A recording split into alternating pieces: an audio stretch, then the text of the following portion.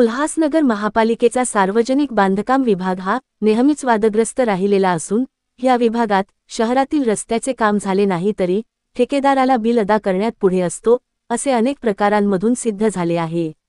या दरम्यान वडुलगावच्या पुलापर्यंत रस्त्याचे काम पूर्ण करण्यात यावे आणि त्या रस्त्याचे काम पूर्ण न होता ठेकेदाराला 1 कोटी बिल अदा केले म्हणून शहर अभियंता संदीप जाधव यांच्यावर कारवाई करावी या मागणीसाठी पॅनल 12च्या माजी नगरसेविका सविता तोरणे, गजानन शेळके, समाजसेवक शिवाजी रगडे व फिरोज खान हे आमरण उपोषणाला बसले आहेत।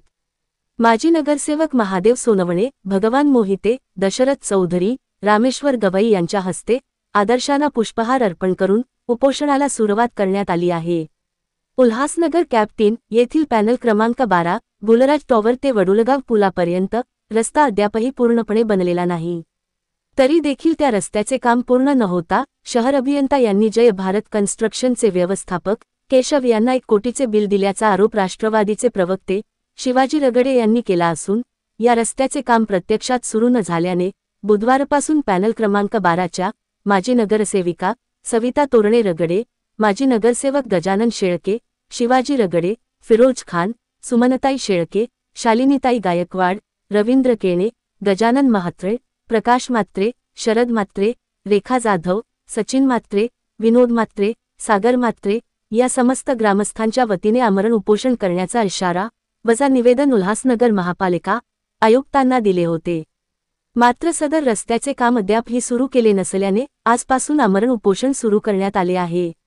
या निवेदनाची दखल घेत आयुक्तांनी रस्त्याचे काम लवकरात लवकर सुरू करण्याचे आदेश देखील दिले होते, परंतु संदीप जाधव यांनी आयुक्तांचे आदेश फाट्यावर मारत त्या रस्त्याचे काम सुरू केले नाही। त्यामुळे आम्हाला उपोषणाचा मार्ग स्वीकारावा लागला असे शिवाजी रगडे यांनी सांगितले। या उपोषणाला सर्व पक्षांनी पाठिंबा दिला असून जोपर्यंत प्रत्यक्षात रस्त्याचे काम सुरू होत नाही तोपर्यंत उपोषण सोडणार नाही असा निर्धार या उपोषणकर्त्यांनी केला आहे। युगधर महाराष्ट्र न्यूज, संजय वाघोदे, उल्हासनगर।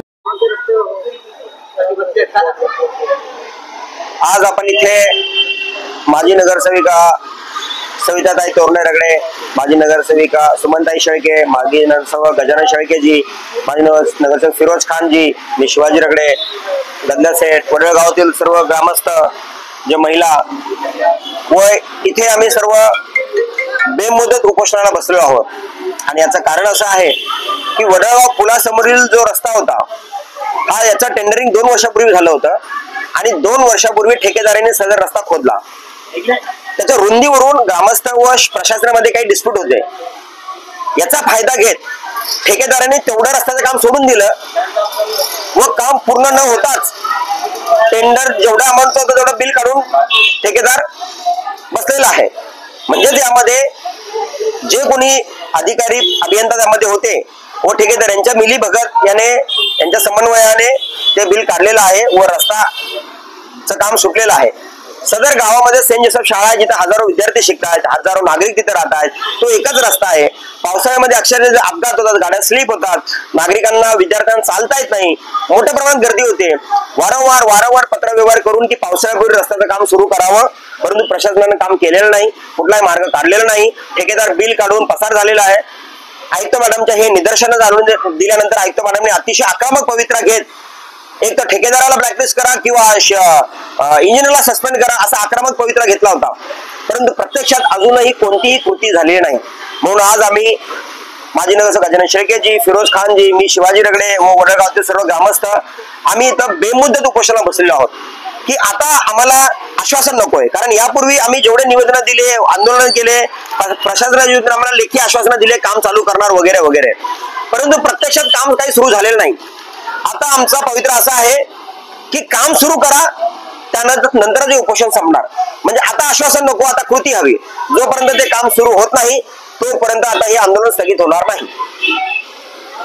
ठेकेदाराने बिल काढलेल्या मॅडमने सांगितलेलं आहे की उपायुक्त ज्या मॅडम आहेत ज्यांच्याकडे PWD आहे त्यांना सूचना दिलेल्या आहेत की टेंडर ओपन करा, काय टर्म्स अँड कंडिशन होतं ते चेक करा, जर ठेकेदार चुकीचा असेल तर त्याला ब्लॅकलिस्ट करा, आणि जर एस्टिमेट चुकीचा असेल आणि चुकीच्या पद्धतीने बिल काढले गेले असतील तर तुम्ही इंजिनियरला सस्पेंड करा असं आयुक्त मॅडमने आश्वासन दिलं होतं।